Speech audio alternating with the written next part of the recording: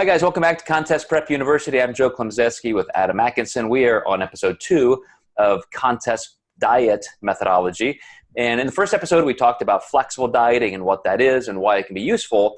So let's talk about the antithesis of that, which is having a structured meal plan. And some people would call it rigid dieting. Some people would just say, hey, do you do meal plans? And to this, Adam, of course, it's just simply having a routine. And it could be very rigid. If somebody said, here's what I want you to have for meal 1, 2, 3, 4, 5, this is it, don't deviate, that would be pretty rigid. I like some form of meal planning. I have not competed in 13 or 14 years, and yet I can tell you, I eat the same breakfast every day, I eat the same lunch every day, I have the same 1 or 2 snacks a day. And why do I do that? Because my goals are to be healthy, to maintain a certain weight, performance. I'm always still working on something in the gym. And so, there is some value to having structure. I can be flexible, as we talked about in the first episode.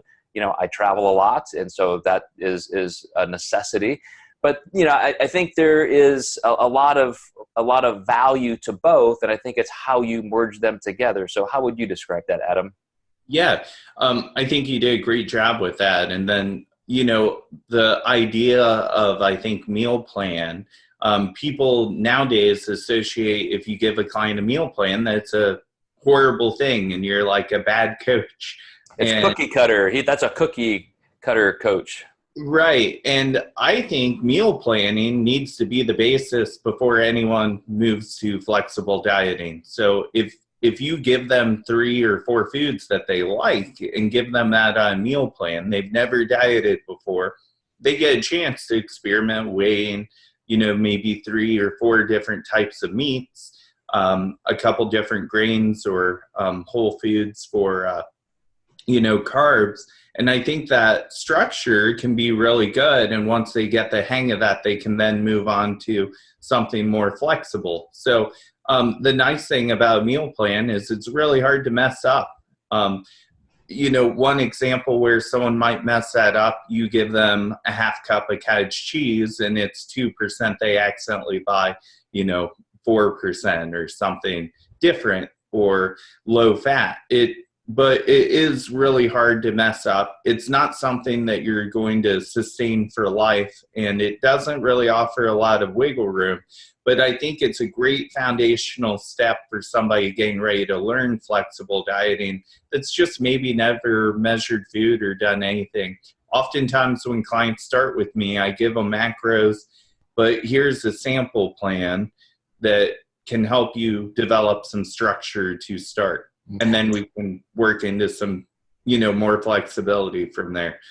Yeah, I think, guys, that the best way to think about this is rigid dieting might mean a coach says, here is your meal plan. You cannot deviate. That's bad, and there are all kinds of reasons we discussed.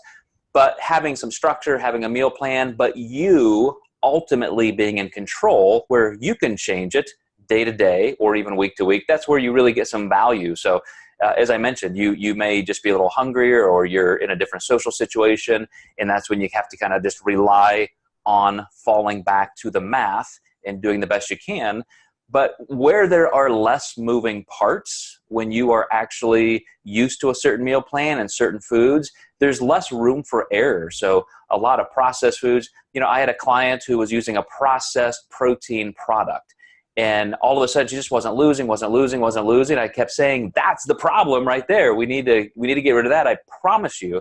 Sure enough, she dropped that one protein product, and over the next 3 weeks, she dropped something like 8 or 9 pounds, and she had not moved in 6 weeks. And I don't know how far they were off on their calculations. It could have been 2 or 3 times the fat or the carbs.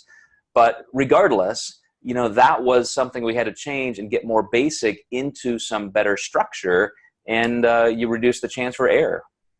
Was that one of those foods that just sounds too good to be true? Well, it was, it's a protein-based processed product within our industry. I'm not going to call anybody out, but right. They have been in trouble before. I will say that. Other coaches have called them out, and they had supposedly resolved it. But guys, let's wrap that up right there as far as the difference between flexible dieting and having meal planning. It's not either or. You should be using both. You should use the full benefits of both. And now we're going to start moving into some different ways of using carbs, no carbs, keto, modified keto. So stay tuned, and we will catch you in the next episode.